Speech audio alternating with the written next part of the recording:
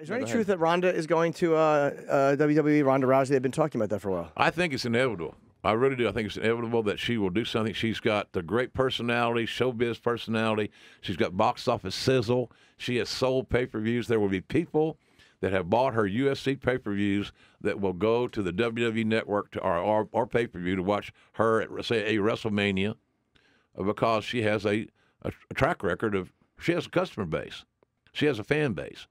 The question is, I believe that those MMA fans that loved her will follow her for her first major event in WWE. That is my take on it. So I think it's inevitable. So you think it's inevitable she goes there? Yeah, and she also loves wrestling. I mean, Roddy Piper was her huge wrestler. Yeah, was an idol of hers. And she's a mainstream star too, right? So it's not just the MMA fans that will follow her. It's the people that are just curious at this spectacle that is Ronda Rousey. Same as, and I think someday Conor McGregor will do a WWE event. You know what? It wouldn't surprise me if he did, considering it's just the money right now. The amount of money he could probably get. Has she been training in wrestling? I heard she has been training.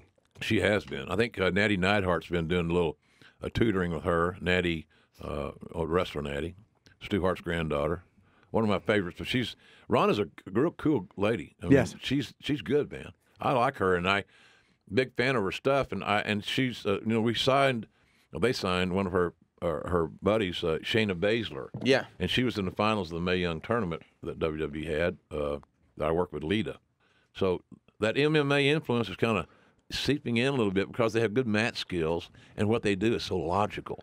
They're not looking to do the next spot or the next move. They're actually wrestling. And do you think, is there any time frame on her? Because she's been out, it's been a while since she lost. I saw some video on her a few days ago, and she looked awesome. She did. So I think she's diligent in what she's doing. And I think she's also that athlete in her that she doesn't want to look bad. The young female Hollywood feel, but also a great athlete. She's going to want to stay in shape. Because she's not the kind of person that people say, oh, look, well, Ronda really let herself go. Right. Yeah. She's 230. I also think MMA has changed the way people look at what a fight is supposed to look like. I think that's why it's all kind of seeped into the world of pro wrestling because kiicks are a much bigger deal now. Submissions are a much bigger deal now. Chokeouts. In the early days of my career, the wrestling hierarchy would never allow a star fan favorite, a baby face, to lose by submission. It's a bad message to the kids that you quit, because it was totally unrealistic. It made no sense. Sure. So now anybody can lose by submission at any time because it is a proven finish. Sure. And I like that. And it's proven that really very tough men will submit. Yes. So there's no disgrace in it. And I think what's helped wrestling too, I like the crossover back and forth because guys like Brock, who people are like, he's a wrestler, he's an animal in MMA. He was a very, very tough guy, and he beat some really tough guys. And even though CM Punk lost to Mickey Gall, he still came out and is very dedicated. Absolutely. People, even MMA fans, have a lot of respect for him. Sorry, Sam. No. You had a big deep breath there, and I was going. I want to say that I really admire Phil Brooks, CM Punk, for what he put his body through, the weight cut, every lifestyle changes, and to the degree of a training fighter. Yeah. And to go into an area where he's going to have a huge microscope on him. With and where a lot of the MMA people are wanting him to get his ass whipped. Yeah, 37 years old, fighting a much younger guy who was a jiu-jitsu brown belt, and he has no jiu-jitsu. It was a really ballsy thing. They say he's going to fight again too. He's still training. I don't doubt it a bit, and I think he's got to get it out of his system, and he'll do well at whatever he does. I miss him in wrestling because he's goddamn entertaining.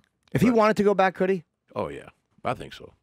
I don't speak for the boss, or anybody, or Triple H, any of those guys. But if the pavement was back smooth and there was communication, that's all. Viable, honest, upfront communication by everybody involved, I don't see any reason why he couldn't come back. Is Vince a guy who's like a lot of guys are able just to forgive and forget and go, all right, whatever, we had that thing, now you come back? Absolutely. He's one of those guys. Absolutely. We did that. I saw that when we tried to bring back the Ultimate Warrior in the mid-'90s. And we had to go to Phoenix to talk to him, and that was like going to a more peaceful Jim Jones compound. He's out there, buddy. He's out there. But Vince is he's also the type to fire you and then also write the foreword to your book, right? Yeah, he did mine. And we did that by text because he's busy, and he always answers me on text messages. We communicate a lot that way on a lot of topics. And so I said, I'm getting ready to home stretch trying to finish this book. It's been challenging since Jan's gone. I can't get my mind right, and I'm trying. I said, but would you be interested in writing the foreword? And I promise you, it wasn't 5 minutes. I'd be honored. Just let his assistant know what the due date is. He said, consider it done. And so same thing. I did the same thing. Austin wrote the backward. They said, I think it said backward or whatever the hell it is. And I had Coach Bob Stoops write something. Mark Cuban wrote something. Billy Gibbons, ZZ Top wrote something. Oh, nice. And so it was a good Rock, of course.